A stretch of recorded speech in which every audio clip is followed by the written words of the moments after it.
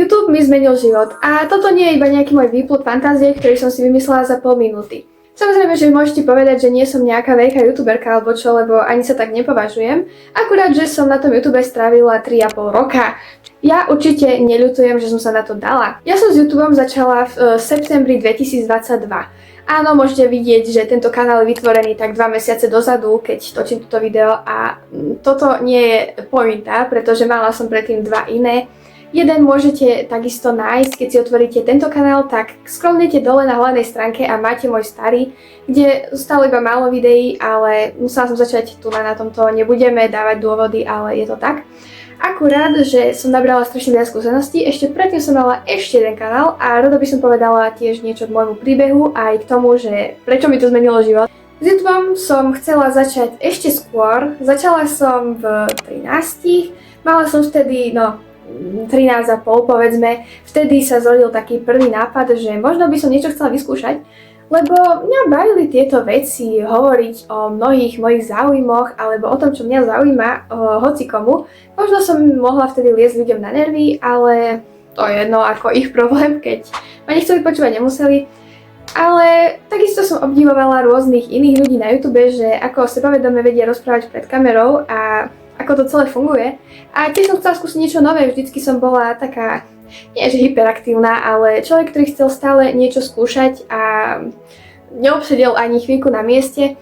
Trvalo asi 3 mesiace, kým som niečo naozaj zverejnila. Najprv som si robila iba nejaké také templatey, že boli sme vtedy na Zemplíne na výlete a urobila som z toho taký template, ktorý reálne už teraz ani nie je, že hudba a nejaké efekty a som si to robila cez že úplne tie primitívne programy alebo aplikácie cez mobil a fakt ma to vtedy chytilo, že tá grafika aj toto všetko a chcela som to robiť ďalej, akurát som nemala vtedy povolenie rodičov. Neodporúčam to robiť, keď vaši rodičia o tom nevedia, pretože raz na to prídu a nemusí dopadnúť dobre. Od začiatku som nevedela, čo chcem točiť, len som vedela, že niečo točiť chcem, čiže najprv to bolo toto, tamto, hento, strašne som experimentovala. Po 3 mesiacoch všelijakého dumania o všetkom možnom som zverejnila prvé video, čo takisto bol iba nejaký edit, že ako jeseň na Slovensku alebo niečo také, nenájdete už absolútne nič z toho na tomto YouTube, môžete hľadať neviem kde a ani ja už k tomu prístup nemám, čiže neviem vám to ukázať, ale bol to obyčajný edit, že krásne stromčeky, ktoré sú vonku zafarbené na oranžovo. Vtedy som ani nevedela, ako fungujú autorské práva, ani ako funguje celkovo YouTube, čiže všetko som si riešila sama a zisťovala a učila sa sama na sebe. Najprv som ani nevedela, že môžem používať nejaké stock obrázky, čiže všetko som si sama fotila do backgroundu videa, už rozprávam po anglicky, lebo mi mozog prepína z toho. Na začiatku som neukazovala ani seba, ani som nerozprávala v tých videách, to ste si mohli počkať ešte ďalší 3/4 roka do júna 2023.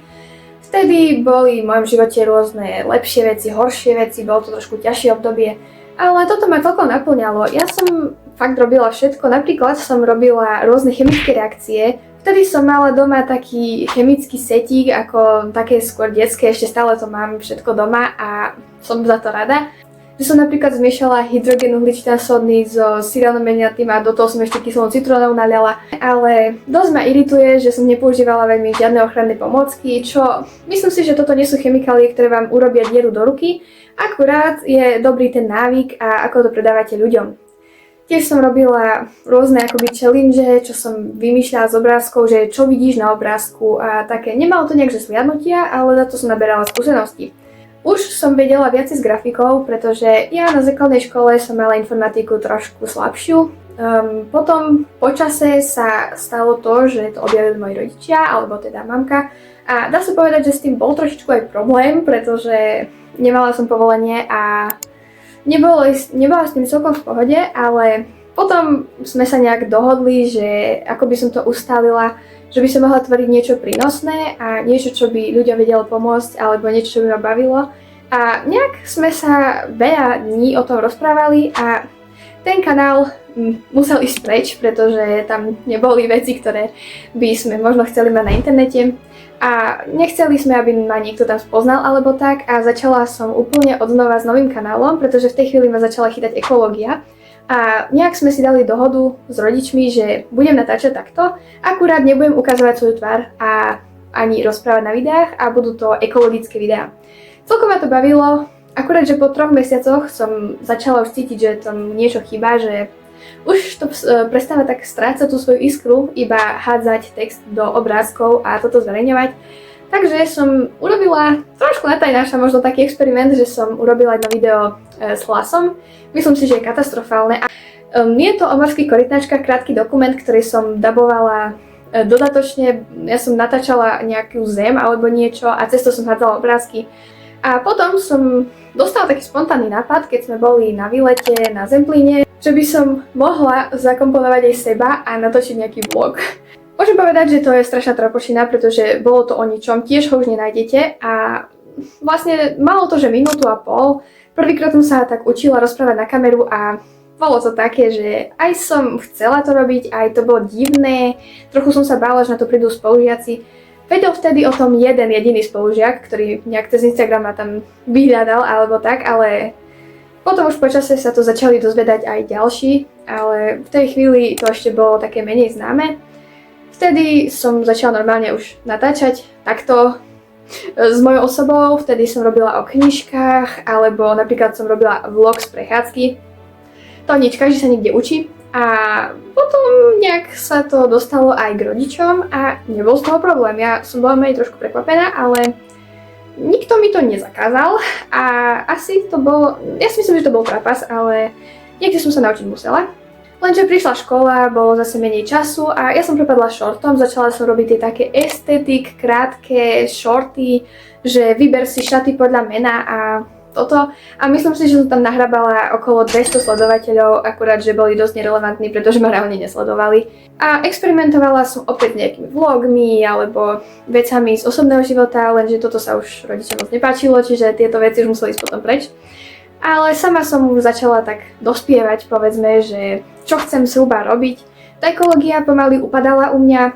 Nehovorím, že sa nezaujímam o životné prostredie a že som úplne ignorant, akurát, že mám teraz trošku iné záujmy a neprenechám to mnohým iným ľuďom, ktorí robia radi tento content, ale stále som experimentovala, začala som robiť niečo o strojčeku, mala som strojček 4 roky, môže byť nejaký storytime, uvidíme.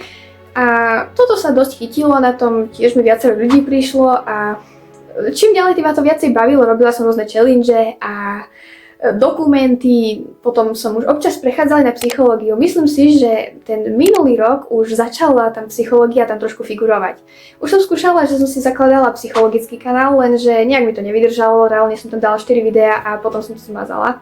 To bol taký experimentálny kanál. Skúšala som všeličo možné, robila som aj také, že rozbory rôznych trendov, a toto ma tiež celkom bavilo, ale stále som vedela, že tomu niečo chýba a myslím si, že už som v tej chvíli trošku smerovala k vyhoreniu, alebo nechcem hovoriť vyhorenie, lebo zase až takéto hrozné nebolo. Lenže už ma tak prestalo baviť, napríklad tá ekológia, už mi to nebolo tak blízke a tiež tá komunita nebola veľmi dokonalá. Tak som sa rozhodla ten content úplne zmeniť.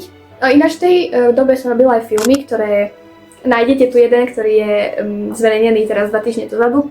Toto je iba repost, nie je nový a myslím si, že je jeden z tých podaranejších. Robila som s bratom jeden film, ktorý bol trapošina sama o sebe, už ho nenájdete nikde, pretože asi by sme sa obaja prepadli pod zem, keby to ešte nikto teraz pozeral. Moje herecké výkony nie sú teda úžasné a herečka zo mňa nebude ani nechcem byť. A potom som sa vrátila k tej psychológii, normálne som to oznámila, že si dávam pauzu na regeneráciu, rekonvalescenciu a začala som akoby odznova od októbra so psychológiou. Akurát, že tie videá už sa moc neťahali, pretože už na tom kanáli bolo reálne všetko. Od začiatku už nič tam pomaly nefungovalo a už som aj nebola celkom spokojná s tým, ako to tam vyzerá a chcela som niečo nové.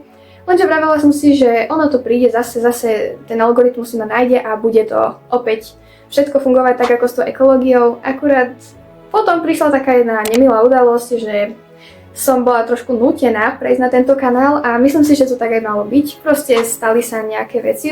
Takto je to lepšie, že som tu a som rada, že ste stále tu so mnou, že ma sledujete. Toľko k môjmu príbehu. Ale chcem vám povedať, že YouTube mi veľmi v živote pomohol s sebavedomím. Ja som bola stále také utiahnuté dievčatko, ktoré sa nikdy neprejavovalo a myslím si, že toto mi dalo taký najväčší štart do toho sa začať viacej prejavovať alebo viacej vravieť veci, ktoré si myslím zase so slušnosťou, nebudeme to preháňať. Ale zamilovala som sa do rozprávania pred kamerou alebo aj celkovo pred ľuďmi. Napríklad, keď mám už konečne prezentovať, tak nemám taký problém ako predtým, ako som mala YouTube, že viem sa tak vynájsť, vykecať, pretože aj tu síce mám scenár, ale nemôžem si to všetko čítať, lebo by to znelo totálne umelo. K tomuto videu scenár nemám, taká zaujímavosť, pretože všetko mám pekne v hlave, som si to prešla a viem teraz to povedať slovy, už som sa naučila aj rozprávať tak, že mám tu lepšiu tú slovnú zásobu, ako som mala napríklad predtým, už nepoužívam toľko slovnej vaty, ale zase občas použijem nejaké slovo proste, vlastne, pretože je to prirodzené pre človeka. A myslím si, že aj to vystupovanie tu pred kamerou už je trošku lepšie, ako niekedy bolo a viem tak spontánne rozprávať zo srdiečka, čo si myslím, alebo moje myšlienky.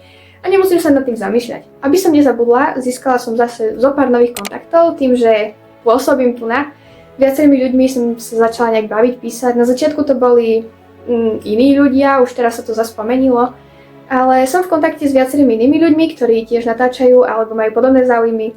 Takisto som získala mnoho kontaktov aj s odbornejšími ľuďmi, ktorí majú nejaké vzdelanie. A tiež som našla životný smer, alebo teda cestu, ktorou sa chcem uberať, pretože mnoho vecí v živote ma už bavilo. Mala som mnoho záľub, aj mnoho obsesí, ktoré som si myslela, že to je moja životná cesta. Ja som v živote chcela všeličo možné robiť a už ku všeličomu som mala ako lásku k rôznej téme, akorát tá psychológia ma úplne až tak pohltila, že ešte som k nejakej oblasti necítila ako takú radosť z toho, alebo také nadšenie pre tú tému. Len vám chcem povedať, že nemusíte sa absolútne báť, že napríklad hejteri, na to si zvyknete a ja do začiatku som bola taká, čo mi tu škaredne napísal, ale teraz už to beriem tak v pohode, lebo väčšinou tí hejteri sú ľudia, ktorí sú nejak sami so sebou nevyrovnaní, alebo niečo sa im na sebe nepáči, tak budú nadávať ostatným ľuďom. A keď niekto napíše konštruktívnu kritiku, príjmem, ale ak niekto si tu ide vybíjať city a písať nejaké nadávky, ktoré nedávajú žiaden zmysel, tak nech sa páči, ako píš si a mne to posúva algoritmus a ty sa akurát emočne vychladneš. Ak tu mám nejakých iných začínajúcich youtuberov, tak mi kľudne píšte ďalej tu na dole. Nemyslíte si, že ja mám presný návod, ako uspieť, pretože ja sama... Úspech je veľmi relatívny pojem a každý berie ako úspech niečo iné. Neviem, či beriete to, že získate skúsenosti alebo nejaké čísla. Ja beriem skôr tie skúsenosti a ja si myslím, že so skúsenosťami som uspela, aj keď možno s číslami pomenej, ale vôbec to tak neprežívam, nerobím to pre čísla ani pre peniaze, ale pretože ma to baví, naplňa a dáva mi to veľa skúseností do života.